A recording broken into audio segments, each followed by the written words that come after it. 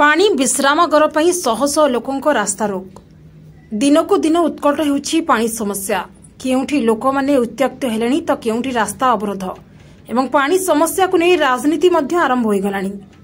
गंजाम जिला बड़गड़ थाना सिंहपुर छक निकट रे रास्ता अवरोध होइछि। पीवा पानी और विश्रामगार पई लोकों को रास्ता रोक रे एकाठी होइछन्ति ग्रामवासी। नाकेदम हेलानी प्रशासन। सिंहपुर ग्रामर शह शह महिला और पुरुष रास्तार टायर चढ़ी राज्य राजपथ को अवरोध करिसेंति।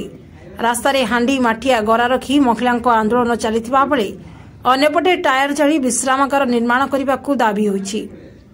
सिंहपुर ग्राम में जल समस्या नहीं बारंबार उच्च पदस्थ अफिसर ठारू राजनेता माननकु गुहारी करथिले सुधा कौनसी सुफल मिली नथिला। सेपरी ग्रामर छकरे दीर्घ वर्ष धरी थिबा विश्रामगार पुनरुद्धार पई बारंबार दाबी सत्वे किसी सुफल न मिली रास्ता करिसेंति लोके। तेणु देखा बाकी रहा केबे और केमिति समाधान हेबो सिंहपुर बासिंक दाबी। प्रदीप कुमार प्रधान सिंहपुर पानीय जल समस्या आज 3 मास 4 मास लागू रही जेहेतु तार घर नाई से बाउंड्री बुले जो ड्राइवर मना कले मुझे जीवी मत किए बाड़ पिटी गले किए दायी कहले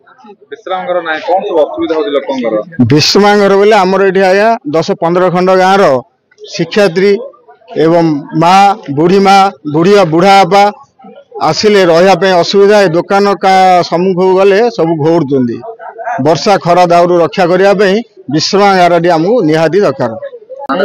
मो ना शिवानंद पात्र आमर ग्राम सिंहपुर ग्राम बासिंदा राजरास्ता को अवरोध कर कारण है आम ग्राम छक गोटे 70 वर्ष है गोटे रेस्ट रूम थिला जहाँकि आम विश्रामगार कहवा एठिक आमर 10-12 खंड लोक डिपेंड करती से जो डिपेंड भितर 70 वर्ष भितर से घर पुनरुद्धार निमंते कार्य आसला किछिटा व्यक्ति ताकू फ्रॉड करी निज नाम तार जालियाती करी जमीटा ना हड़प कर आम से घर पुनरुद्धार निमंते जिते बाहरलु से आमको इनफॉरमेशन आसला जे से घरटी अन्य ना रे हो जाइछि तो जो ना रे से भद्र व्यक्ति डका जाऊ तार किसी गोटे नियमित समाधान करा जाऊ एवं आमर रेस्ट हाउस टी आमको पुनरुद्धार निमंते आवश्यक बा अधिकार दिया जाऊ।